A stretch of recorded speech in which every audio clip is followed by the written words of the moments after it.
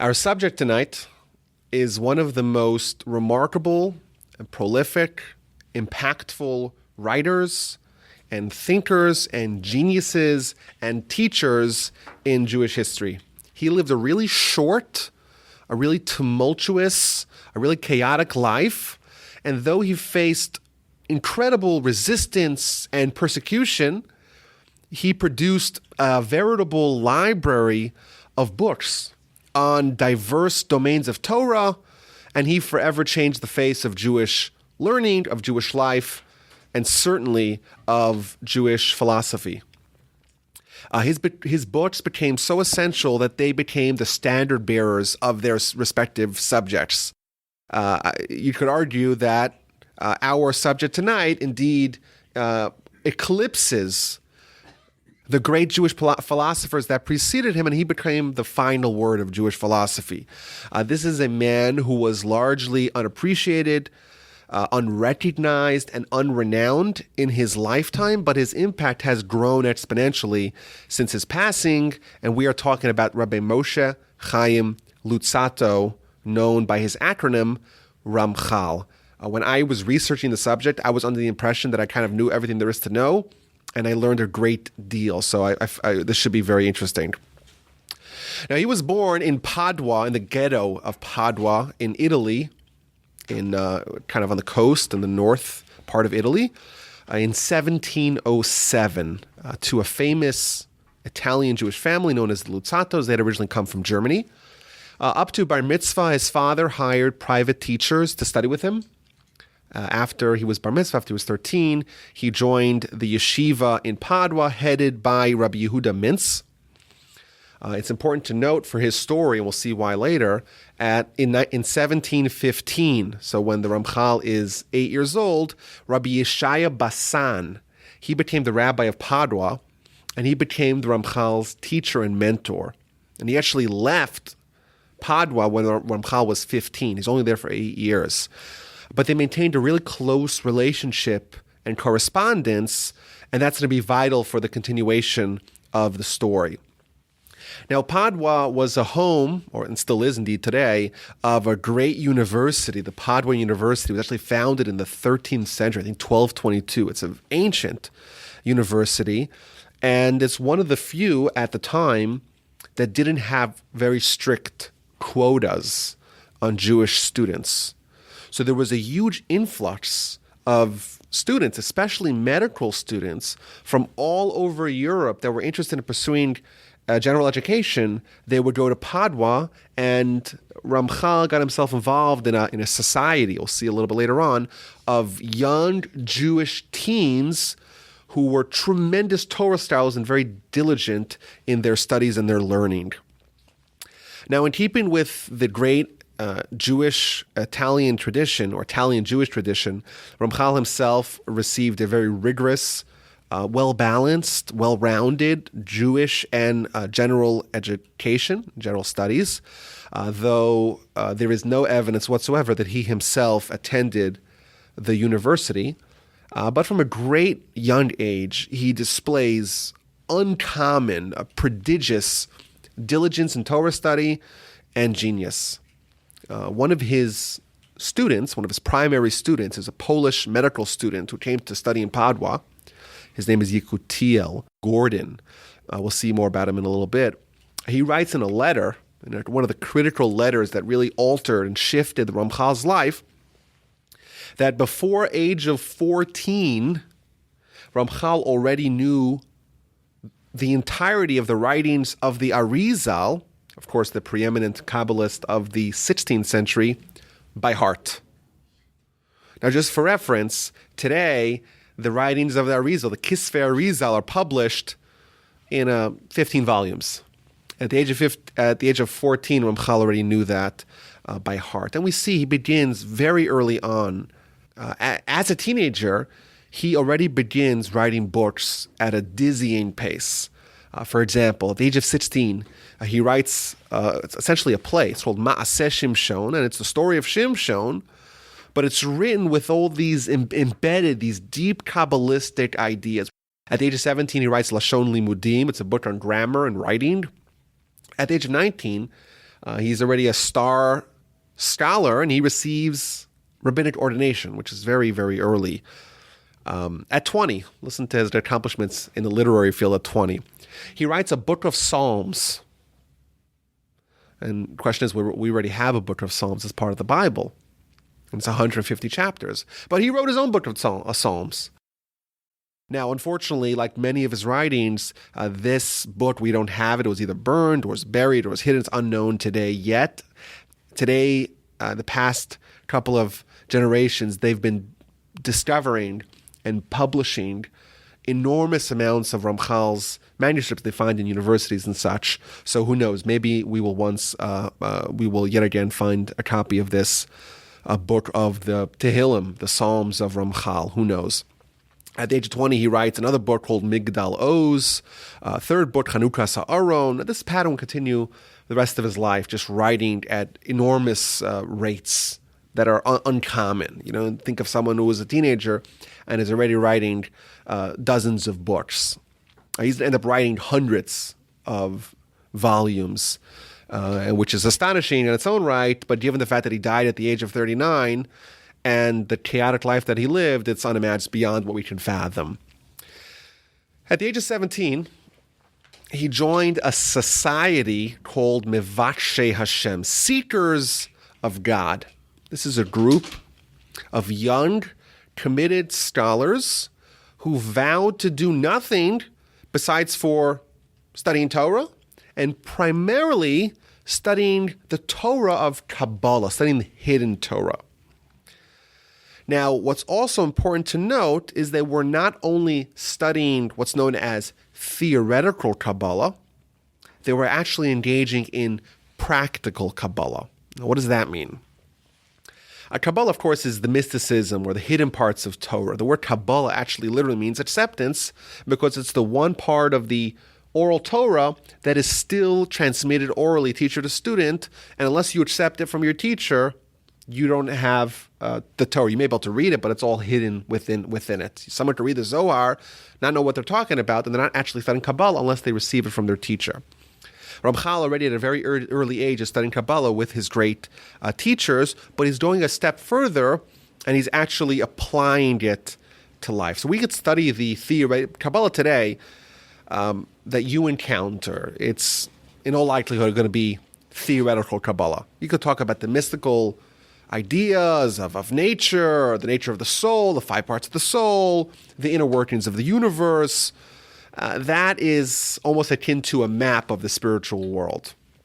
When we talk about practical Kabbalah, applied Kabbalah, it's not just learning the map of Kabbalah, it's actually taking a stroll in the neighborhood of Kabbalah. So for example, just to show you that this is not a new thing that was invented in recent times, the Talmud, in the book of Sanhedrin on page 65b, just plainly states, Rava bara Gavra, which means Rava created a human. How did he do that? Of course, the sources say he used a book of Kabbalah called Sefer Yetzirah, which if you and I would read it, it's total gibberish. But it's so to speak, it's God's book of how he created the world, so to speak. Rava read the book, and he actually created a human. We would call that a golem. And he sends this human to Rav Zera, one of his colleagues, and Rav Zera sees this strange-looking human, he starts asking him a question, the guy's quiet. And he realizes that he was sent by one of his friends, one of his colleagues, and he tells him, go back, you're not made by God, you're made by a human, go back to dust. And the very next Gemara tells about Rav Chanin and Rav Oshia. These are rabbis from the Talmudic era. Every Erev Shabbos, what would they do every Friday afternoon? What would they study? Well, they'd study Sefer Yetzirah, the book of Yetzirah. And what would they do? They'd create a small calf, a small cow. And they'd slaughter it and eat it for Shabbos. So if their wife would ask, well, what are we eating? They say, don't worry, I got this. I got you covered. And they just go and they do it. And of course, we don't know how that's possible to happen, but that's an example of practical Kabbalah. A famous Talmud in the book of Chagiga, on page 14b, it tells about the 4 great rabbis, Nichnesu la Pardes. 4 scholars walked into the Pardes. Pardes means the orchard, but it's a hint for the practical Kabbalah. And Maimonides, for example, in the end of chapter 4 of Yesodei HaTorah, when he talks about the theology, he says, first you fill your belly with meat and potatoes. Torah, learn the Gemara. Once you're done that, you can come thinking about taking a stroll in the Pardes, in the orchard.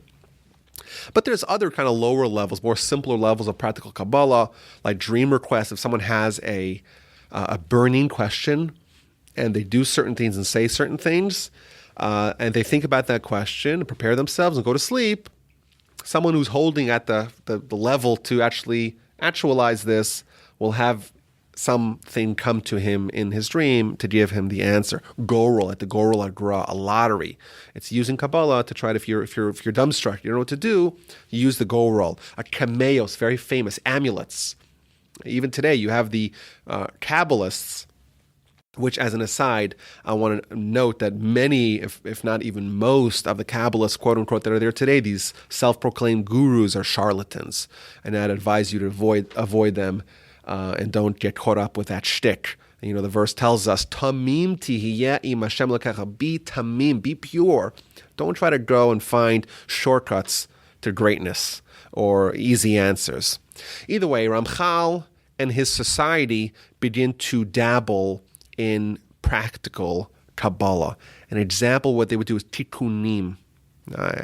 It's a word it's one of the key words of Kabbalah, but it's about uniting various names of God, yichudim. It's taking the Shechina and the Kutchabrichu and creating harmony. It's a lot of really advanced stuff that we have no idea what these things even mean.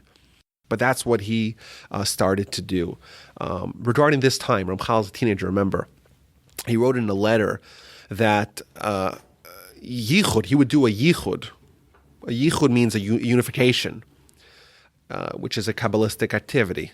A unification of what? Of two of different names of God. So, for example, you have the 4-letter ineffable name of God, the tetragram that we're not allowed to pronounce, and you have the way we pronounce it with the Aleph Dalid. So you see there's 2 names of God, each comprised of 4 letters, and the yichud is when you unite them. Of course, to us, this doesn't make any sense because we know nothing about Kabbalah. But Ramchal writes that as a teenager, he would do this every 15 minutes, so 4 times an hour, 100 times a day. Of course, obviously, he's very well steeped into this. And after he joins this group of people that are doing Kabbalah and learning Kabbalah at a very high and advanced level, very quickly, his greatness is evident to all of them, and they accept him as their leader. And as time goes on, he attracts a following, sometimes called the Padua Circle, young Jewish men, many of them from that university, some of them somewhat newcomers to Judaism, who are totally enamored by this young, dynamic genius, and they come to learn by him, to be his student, and to learn Kabbalah by him. In 1727, at the age of 20, Ramchal reports a visitation from a Magid, which essentially is an angel that would visit him and teach him Torah. Now, this is a letter. This is how he himself describes it in the letter that he writes to his teacher. There's actually, they publish, if you want to read this, they publish the letters of the Ramchal. This is letter number 15. And he writes to his teacher, and read you the letter, what happened to him in Rosh Chodesh Sivan, the first day of Sivan of 1727. Ramchal writes that I was doing the yichud. I fell asleep. When I woke up, I heard a voice that said in Aramaic, I'll read it to you just in English, "To reveal the hidden secrets of God, I have descended." That's what he hears, the voice that he hears. So I was very shaken up, and then I kind of gathered my bearings, and the voice didn't stop, and it started telling me secrets of Torah. And the next day, I tried to be myself in the room, and again, the voice spoke and told me another secret. And eventually, this voice told me that the voice is a Magid, which is an angel, sent from heaven, and gave me special yichudim, that word again, that I should have in mind, have kavanot every day. Whenever I think about them, he'll come. And I don't see him, but I hear his voice coming from within my mouth. And afterwards, eventually, the Magid allowed me to ask him questions. It wasn't just a one-way conversation. It was a two-way conversation. After 3 months, he gave me more tikkunim to do every day in order that I should merit to have Elijah the prophet come to me.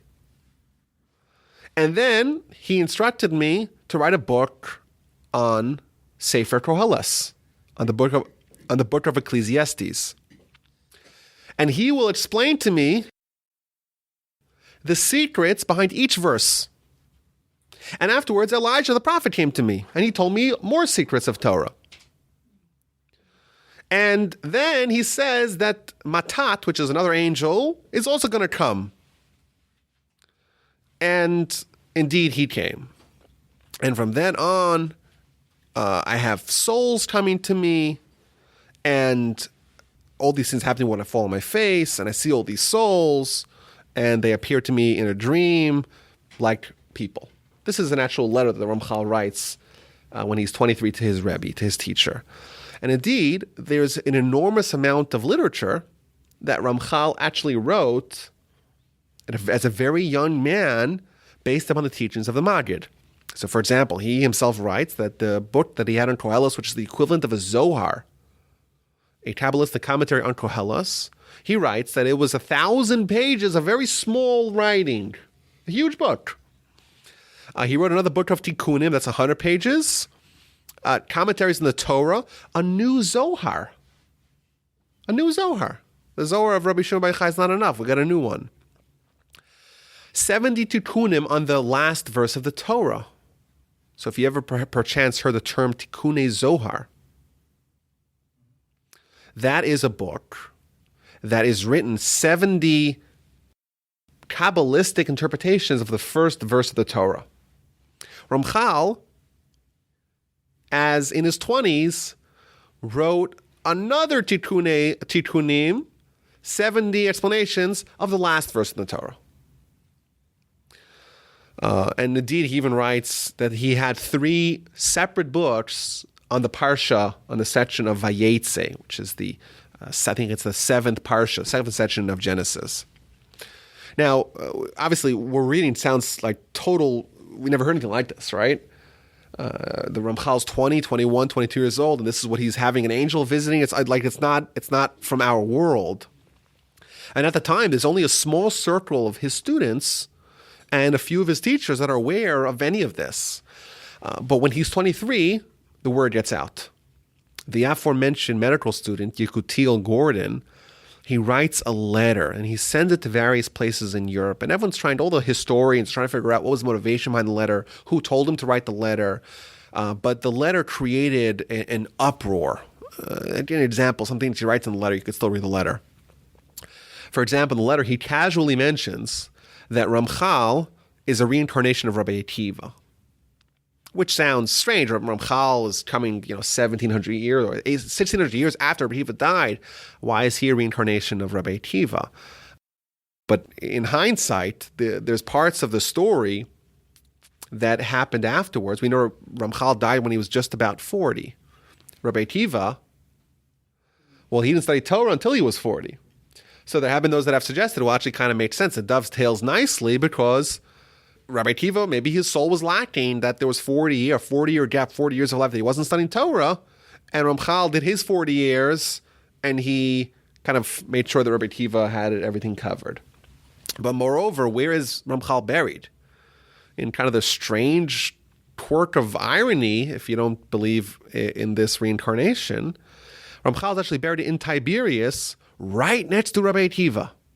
And it's surprising that someone who's 1,600 years later, normally graveyards, cemeteries, places where people are buried, they're broken down into eras, time periods. And there's ancient cemeteries and there's newer cemeteries. Somehow, Ramchal is buried right next to Rabbi Akiva, which does lend some credence to this theory.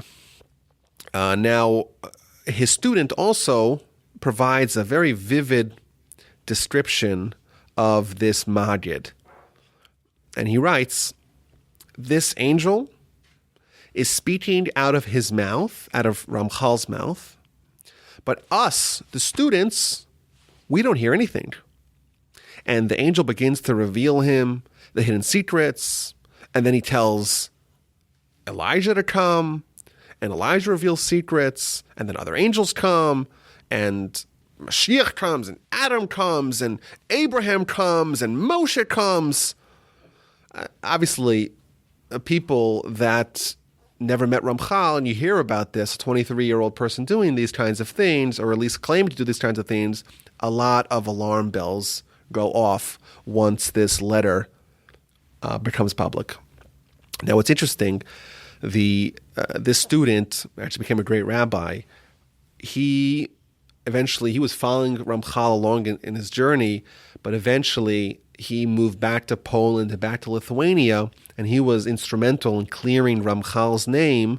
For example, it's likely we know that the Gaon of Vilna, the greatest personality of the 18th century, he got hold of one of the writings of Ramchal and read it, and he was enormously impressed. We'll talk about that when we talk about that book. But it's likely that this student, he was the one who delivered this book to the Gaon of Vilna that eventually helped clear his name. Now, the revelation that Ramchal was studying and engaging in practical Kabbalah and claiming the visitations of a Maggid, it caused an enormous controversy to erupt, and essentially for the rest of Ramchal's life, he was doggedly persecuted as a result. So let's give a little bit of the background to understand why it doesn't look good for us in hindsight as a nation that someone as great as Ramchal, and he's been vindicated by everyone's vindicated him. No one has any questions upon him right now. But someone like Ramchal was persecuted in his time. So I think it's important to understand the background. In the 17th century, it's a really sad century for the Jewish people. Right in the middle of the century, we had perhaps one of the worst Holocausts that have befell our nation. I know we've spoken about it in the past. The Khmelnytsky massacres. Bardan Khmelnytsky, a Ukrainian Cossack, they come and they start slaughtering entire villages in the most horrific, gruesome, and brutal way. You read the macabre descriptions and you kind of lose your breath. Unmatched cruelty. And you think about what does a nation do? How do you rebuild? How do you forge ahead? And we know a mere 15 years after the Khmelnytsky massacres was the Shabtai Tzvi debacle. So it was almost like a double whammy. We know, just to kind of take it to our century, the Holocaust and how much it affected Jewish life. But what happened after the Holocaust? The Jewish people were in the depths of despair, but we rebuilt. And 3 years after the Holocaust, there's the State of Israel, and the yeshivas begin to sprout up left, right, and center, and yeshiva students in Torah, and all that begins to flourish again. It's hard for us to think, growing up in the shadows of the Holocaust, what life would have been like if we had a physical Holocaust followed by a spiritual disaster. Think about how it would have changed the Jewish attitude going forward. There was indeed a movement that resulted from Shabtai Tzvi, the Sabbateans. And these were people that were involved in Kabbalah, and many of them were great scholars, but were heretics, and were heathens, and were followers of a false Messiah, but were living and observing that all clandestinely. So there were efforts by great rabbis to root out any of these parts, any of these aspects, these rotten elements from our nation. And Rabbi Moshe Chaim, is a rabbi born in Jerusalem but made his rounds in Europe. He was someone who was a Sabbatean hunter. And anything that smelled at a hint of Sabbateanism, they would attack it ferociously. And he was worried. He hears about this young, brilliant, charismatic, handsome, inspiring young man who's teaching, delving into Kabbalah, claims to have visitations of a Magid. And this sounds a lot like another Shabtai Tzvi or another concern. He was very worried. And then he investigates and he finds that Ramchal doesn't have a very big beard. He trims his beard. Others say he maybe even shaved in Italian tradition. Maybe he didn't have such a good full facial hair. He asked if he goes to the mikveh every day. He said, no. What's going on? Is this real holiness or is this more frauds? And eventually they call Ramchal to court and they start hounding him and pursuing him and writing bans against him and attacking him and his followers. And this controversy continues for several years. And they eventually call his old teacher, Rabbi Yeshaya Basan, and he comes and he testifies that Ramchal is really a huge tzaddik and he's legit. But regardless, ultimately, Ramchal is forced to sign that he's not going to teach or write in Kabbalah, and he has to take all his writings that he did until then, and they raided his house, and they found all the writings that he had from the Magid, and they put it in a box, and they locked the box, and they gave the key in the box to his teacher, and he lost an enormous amount of writings, and no one knows what happened to those writings. There are claims, there are allegations that some of the more zealous elements of the opposition to Ramchal actually found that box and burnt it, which would explain why we don't have a lot of these works. Regardless, Ramchal reneged upon his agreement because he said, well, this is an agreement that was reached upon under duress, and therefore it's not binding. But when we look at that time period in history, those 4 years where this huge controversy was taking over Europe, and look a little bit at the output, the literary output of Ramchal, and it's really overwhelming. I'm going to read to you just a partial list of known works that Ramchal wrote during those 4 years of 1730 to 1734. Ramchal's 23 to 27. I'm going to run through these names in Hebrew. Some of the names, if you're familiar with the writings of Ramchal, may sound familiar, others may not. This is what he wrote in 4 years while being hounded relentlessly. Maimer HaGeula, Mishneh Elyon, Maimer HaNevuah, Ma'amar Shem Membeis. There's a 42-letter name of God. He wrote a book on it. Maimer Hashem, Maimer Merkava, Maimer Chachma, Maimer Adin. Ein Yisrael, Tfilos Noros, Mechamas Hashem, Kenes Hashem Zvakros, Pirush al Otzros Chaim, Pirush al Seres Adibros, commentary on the Ten Commandments, Pirush al Tikkun Zohar, commentary on the Tikkun Zohar, Nimukei Machzer, Klolim Shneim, Pirush al Aderes Rabba, Maimer Sabi de Beatuna, Idros Pischei Chachma Vadas, Sifrei Dinim, Tafkuf Tesvav Tfilos, which is a book of 515 prayers, Kitzer HaKavanos, Maimer HaVikuach, which is the treatise of disputation, which is a dramatic dialogue between a researcher and a Kabbalist. Klach Pischei Chachma, the 138 openings of wisdom. Klalos Eilim Klalam, Das Tvunos, Pirush Midrash Rabbah. Those are the books that Ramchal wrote in 4 years. Think about staggering, overwhelming, voluminous, prolific scholarship in 4 years, in his 20s, while being hounded relentlessly. And some of those books, by the way, are absolute classics of their genre. So, for example, let's talk about two of them. Klach Pischei Chachma. Klach is the gematria, Kuf, Lamed, and Ches. That's 138. This is a summary. It's like a digest of all the Kabbalah of the Arizal in 138 paragraphs. And this is essentially, it's the essential primer on Kabbalah, for one. Das Tvunos. What's the Das Tvunos? Perhaps you've heard that book. It's a dialogue. Again, he would write very often, a very gifted writer, as an aside, but he would write very frequently in the form of a dialogue. So we have, for example, we mentioned earlier, there's the dialogue between the researcher and the Kabbalist. This is the dialogue between the Seichel and the Neshama, the intellect and the soul. And these two sides, these two forces, the spiritual and the rational sides, are kind of feeling each other out, and eventually start tackling various critical aspects of Jewish faith. My grandfather, for example, who was an expert on books of Kabbalah and Jewish thought, he wrote, HaSefer HaKadosh Hazeh, this holy book, Manhig Doreinu B'Emunah. This is the guide to Emunah of our generation. Kifi, just like Shamesilat Yesharim, Hi Manhigenu B'Mussar. Just like the Mesilas Yesharim, the path of the just, another work of the Ramchal, is our guide in Mussar. This book, the Das Tfunos, is our guide in Emunah. I want to read to you a little snippet from the Das Tfunos. The Neshama is trying to figure out Mazos Asa Elokim Guf Neshama B'Shtei Yetziros.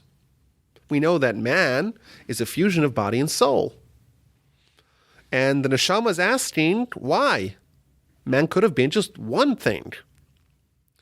Why does he have to be an amalgamation of two opposing things? Of course, God could have done it. So why did God choose to do it this way? That's a good question. So the Seichel responds, and he begins with the ultimate goal, because there's the ultimate goal and there's how you get there. And sometimes Ramchal was very logical, and it would always look at the ultimate goal. Because I like to give this example, even though it's very mundane. But what's the goal of the football game? Someone might say, well, to score touchdowns. Someone else might say, well, to move the ball down the field, right? To matriculate the ball down the field. Others might say, well, to have good plays. And some others might say, well, to win the game. But the ultimate goal is to win the championship. Maybe the ultimate goal is even to build a dynasty. It's a bad example.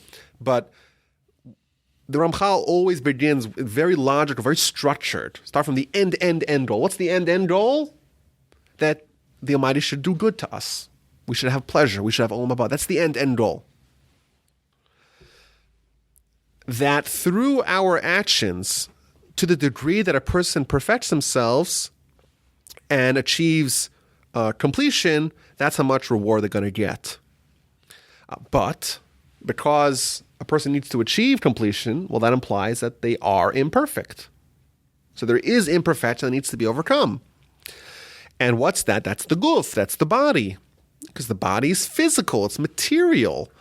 It's not worthy at all of having godly light.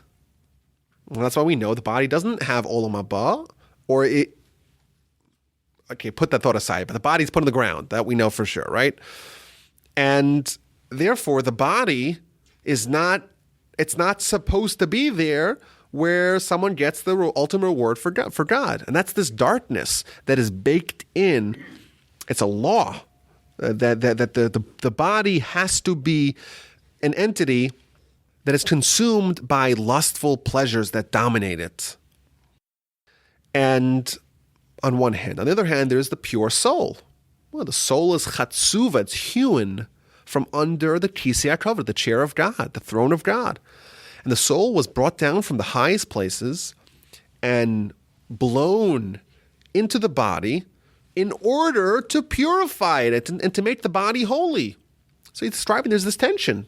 The body is very physical, the soul is very spiritual, and the objective is to use the soul to purify the body.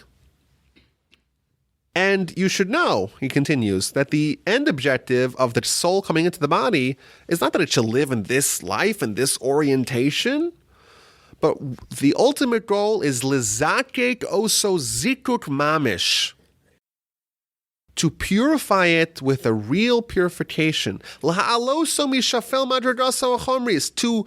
ascend it, to bring it up, to uplift it from its low physical level. And darkened one, El Madreir El Yona. Lios Timalachi Asharis. The objective is that the soul uplifts the body so that the person can become like an angel. We found this with Moshe, that he purified and cleansed his physicality until he actually returned to becoming the level of an angel. And all the people, they saw his face, and his face, they couldn't look at it. His face was glowing. But the way to do that, how does the soul purify the body? That's with mitzvahs and with Torah. Ki ner mitzvah v'Torah or, because the mitzvah is a candle and Torah is light. And to the degree that someone adds Torah and adds mitzvahs, they add purification to their body, and the result is that you can fulfill the will of God to have that reward. That's a powerful statement, and we know that thanks to the Ramchal in Das Tevunos, the foundational book of Emunah for our generation. Now, due to the raging, hounding, and continuous criticism and bans and all the adversity, Ramchal decided in 1735, at the age of 28, to move to Amsterdam. Amsterdam was known as being more tolerant, more liberal, and he figured, freed from the clutches of the radical zealotry, he would be free to continue his learning and his work without molestation. So he had his manuscripts that he had shipped to Amsterdam, but the zealots got hold of the shipment and they sequestered them.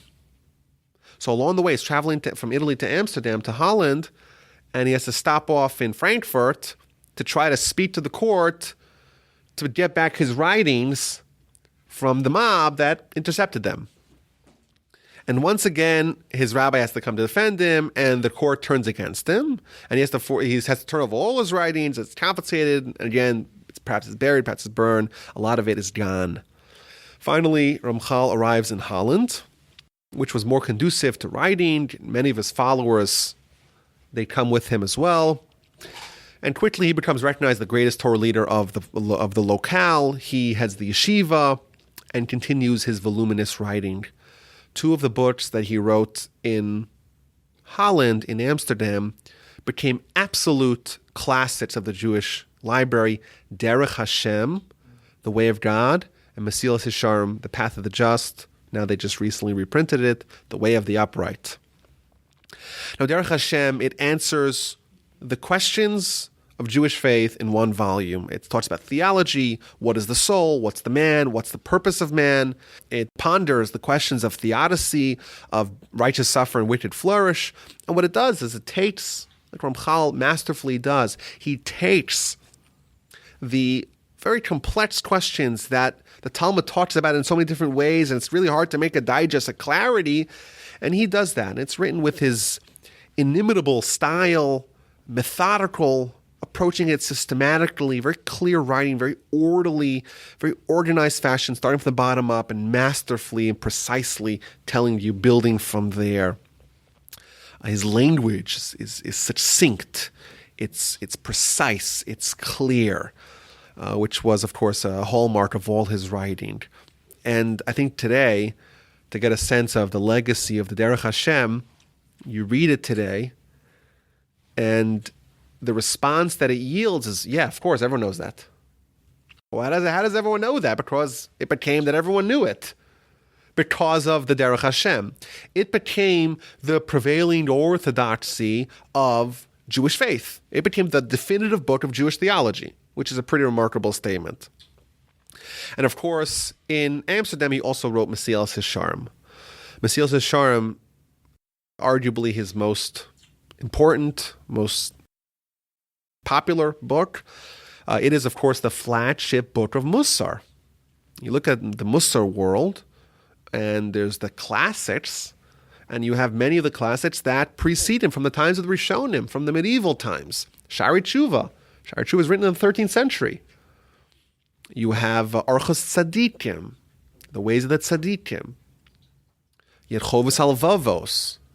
And these are all written much, much earlier, in the early parts of the millennium. And then you come along in the 18th century, Mesilas Yesharim, and that book joins that select group as being the foundational books of Mussar. It's reprinted hundreds and hundreds of times.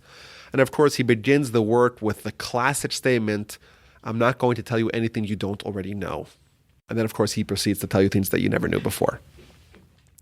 And the objective of the book, how to make yourself perfect. Step-by-step instructions, how to become someone who has prophecy. So just follow the instructions and you'll get there. Pretty remarkable statement. And the Mussar masters, they look at Mesilas Yesharim as being a digest of all of his writings and being a book essentially of Kabbalah that's enshrouded, it's concealed, it's clothed in a way that's it's understandable to all. He begins with the classic first chapter, Yesod HaChasidus V'Shorosh HaAvoda. What is the foundation of Chasidus, of piety? What's the root of Havoda HaTamima, the perfect service of God? And he begins it like he begins many other books by telling us that the ultimate objective is to have pleasure, which is an olam haba. And he goes on to just delineate what life really is about and how we should strive to think about that. We have life, and the most important choice we make in life is what are we living for? And he proves very beautifully, with sources, with precision, that the objective is to do mitzvos, because mitzvos bring us towards this completion, and that results in our accessing olam haba. Now, the book itself, Mesilas Yesharim, is built upon a statement of Rabbi Pinchas ben Yair in the Talmud in Avodah Zarah, page 20b. Rabbi Pinchas ben Yair, he's a very famous character. In the Talmud, he happens to be the father-in-law of Rabbi Shimon Bar Yochai. The author of the Zohar is a son-in-law of Rabbi Pinchas ben Yair. Perhaps you know the story of his donkey. His donkey was kidnapped by non-Jews and refused to eat non-kosher food. And the Talmud sometimes talks about the fact that even the animals of tzaddikim do mitzvos more than we do. So what does Rabbi Pinchas ben Yair say? He quotes a verse in Deuteronomy. V'nishmarta mikol davar ra. You should guard yourself from any bad thing, not to think something bad during the day that will result in a sin at night. Mikan Amar Rabbi Pinchas ben Yair. From this deduces Rabbi Pinchas ben Yair, Torah brings to Zehirus, Torah brings to caution, Zehirus brings to Zerizus, caution brings to zeal, zeal brings to cleanliness, cleanliness brings to abstinence, abstinence brings to purity, purity brings to piety, piety brings to humility, humility brings to fear of sin brings to holiness, holiness brings to divine spirit brings to resurrection of the dead. How do we unpack that? How do we have this process, step one, step two? First of all, how does Rabbi Pinchas ben Yair get that from the verse? Is a great mystery to us. Starting with Torah and resulting in the ability, ostensibly, to revive dead people and to have Ruach HaKodesh, to have prophecy, that's the objective of the book. I will take your hand and show you how it's done. Pretty remarkable. It's interesting that Ramchal actually wrote Mesilas Yesharim twice. In 1994, after the collapse of the Soviet Union, they opened up the vast archives of the universities to researchers. So there's a rabbi in Cleveland who was allowed to come take photographs of a manuscript handwritten manuscript of the Ramchal of Mesilas Yesharim that was written 2 years before the one that we have. And it's almost identical, but it's different because, first of all, it's written in a format.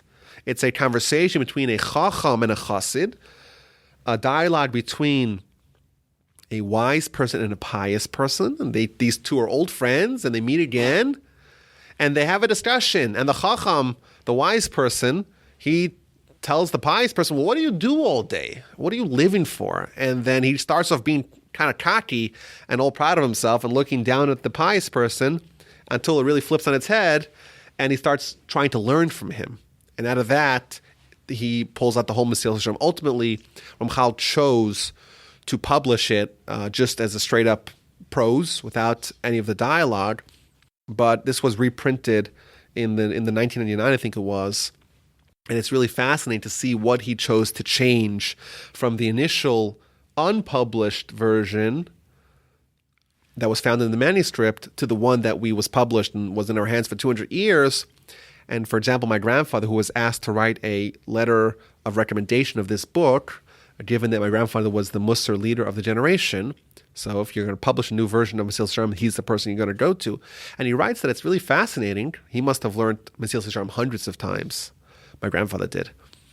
But he says it's fascinating. There's some parts of Mesilas Yesharim that Ramchal kind of was really brief. He embraced brevity, doesn't really elaborate, and then you see with the earlier version where he gives you more detail and really fills the picture for him. If we to write a blurb on the Mesilas Yesharim, it would probably contain the praise of the Gaon of Vilna. The Gaon of Vilna, like we said, is the greatest personality of the 18th century, 1720 to 1797. He got his hands on the Mesilas Yesharim after the death of Ramchal, and he said two things about it. First of all, he said there's not a single extra word for the first 13 chapters. Not one extra word. As an aside, what was that extra word? We know the Gaon of Vilna spent a lot of time trying to find the exact correct text of the Talmud. I've heard, I haven't seen this, but I've heard that the extra word that Ramchal writes is a word from a quotation from the Talmud that, according to the Gaon of Vilna's research, was actually an imprecise text, and that's the extra word. That's one thing he said about that. Pretty high praise coming from the Gaon of Vilna. The second thing the Gaon of Vilna said about this book: if he was still alive, I'd walk on foot from Vilna to wherever he is to see him and to study from him. This book, Mesilas Yesharim, remarkable skill that is inherent in its writing, to be able to write in a way that there's so much layering. Every subsequent rereading is it's like peeling an onion. Every time you peel another layer, you find another layer beneath it. It could be read by a young person. It's complex matters, but it's written in a way that it's understandable by the layman, by the uninitiated. And then it's written in a way as well to be captivating for the most advanced scholars. This became the foundational book of Mussar. The Mussar masters, like we said, would study it repeatedly, poring over each word and trying to draw out and glean from it nuance and insight. I want to give you an example that my grandfather writes in one of his books, an analysis of a word, just a word or two of Mesilas Yesharim. This is the second paragraph of the first chapter. And like we said, he begins 4 of his books, the Derech Hashem, Mesilas Yesharim, Klach Pesachei Chachma, and Das Tvunos, by noting that the purpose of creation, the ultimate purpose of creation, is to have the greatest level of pleasure. And then he continues. V'hine, mashu huronu Chazal, what our sages have taught us, sheha'adam lo nivra ela lehisanag al Hashem, that man was only created to take the pleasure of Hashem, v'lehenos meziv shchinaso, and to delight in the Shechina of Hashem. And then he qualifies. Shezeu ha'ta'anud ha'amiti v'ha'idun ha'gadol min kol ha'idunim she'yochelim lehimatzei. For this is the true pleasure and the greatest delight of all delights that are possible to exist. Umakom ha'idun hazeh be'emet hu ha'olam haba. And the venue, the place of this delight, in truth, is olam haba, because that was created for this. That's what Ramchal says. If you read it with a microscope, you'll notice something very powerful, my grandfather points out. Remember, not a single word is extra, right? He's talking about spiritual pleasure. The objective of life is to achieve spiritual pleasure. And then he qualifies it. Look what he says. This is the real ta'anud, the real pleasure, and the greatest delight of all delights. So you'll notice, he says that it's the most real of pleasures, and it's the greatest of delights. What this essentially means, he's saying 2 points. He's saying that there's real pleasures and there's fake pleasures. Olam haba, spiritual pleasures, are real. They're lasting. They're not fleeting. They're not the result of external stimuli. And they don't disappear when the external cause goes away. It's real, it's not fake. And then he says it's big, it's not small. And this is the greatest idun, the greatest delight, that it's the greatest degree of pleasure. And then he adds another subtlety. Umakom ha'idun hazeh be'emet olam haba. And the place of this delight is in olam haba. So you'll notice, he says this pleasure is a tanug, it's a pleasure and it's a delight. And he says the venue for this delight is olam haba. Wait a minute. Where's the venue of this pleasure? It doesn't say umakom ha'idun ve'hata'anud hazeh.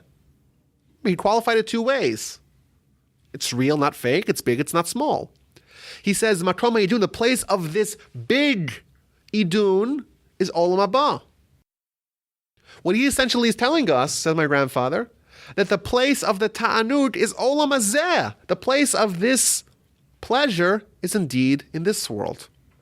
And my grandfather writes a whole essay based upon this point, drawing from other sources as well, that there's a certain way to capture the kind of pleasure that he's talking about in this world. Very powerful idea, and really is reflective of the kind of analysis appropriate for Ramchal in general and Mesilas Yesharim in particular.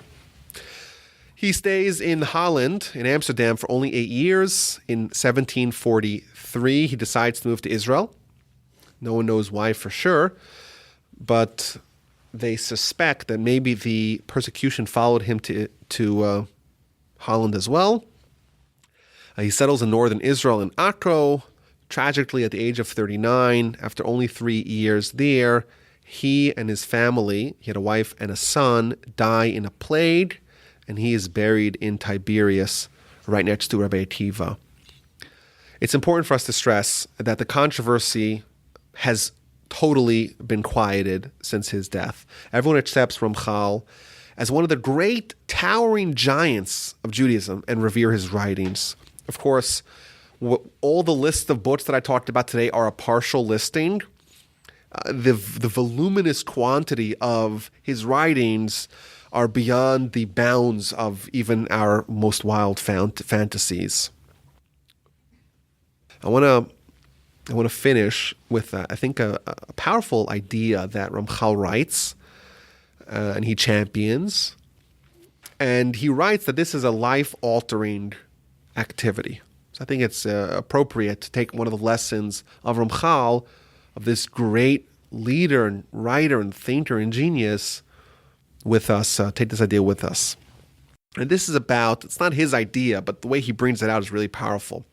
The Talmud famously tells us, Bo v'nachshov cheshbonu shel olam, it's important to take an accounting of yourself, of your character.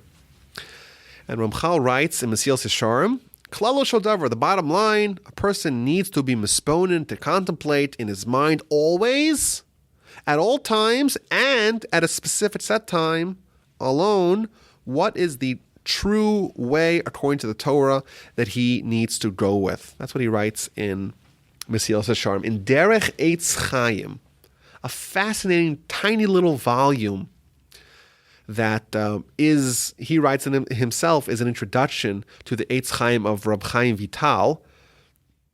He writes as follows. Man, most of his time and most of his years, he's thinking about his dealings, of the matters of a temporary life in a temporary world. Why doesn't he take to heart, even for 1 hour, to also think a true thought? To think about an eternal life? What are you? Why are you in this world? What does the King of Kings, the Almighty, want from you? What's going to be at the end? What's your end game? Says Ramchal, Zos hi hatrufa hayoter gdola. This is the greatest and strongest antidote that is possible to be created against the Yetzer Hara. And it's easy. And it yields tremendous dividends. That a person should stand up every day for a minimum of an hour, free of all other thoughts, to think only about this matter that I said. And he should ask and inquire in his heart, what did the first ones, the early ones, Abraham, Isaac, and Jacob, the fathers of the world, do that the Almighty loved them so much? Abraham is a pretty stellar character. What did he do to get there? What did Moshe do? What did King David do? And all the great people that preceded us. And he should think in his mind, how good is it to follow their path? Pretty powerful idea that he says, just at a minimum, an hour a day to think about what you're actually living for. And I think his point is well taken. If we live 24 hours a day investing in a temporary world, in a temporary life, in a temporary body, it doesn't seem so much to ask to invest even 1 hour, 5% of that time in our permanent self. Very powerful lesson from Ramchal, an amazing character, an amazing writer whose books are incredible. Many of them have been translated to English. That's Ramchal, and he is the great personality. And I thank you all for listening. As always, if you have any comments or questions, rabbiwolbe@gmail.com is the email. You could subscribe to the podcast, share it, rate, review. I really appreciate that.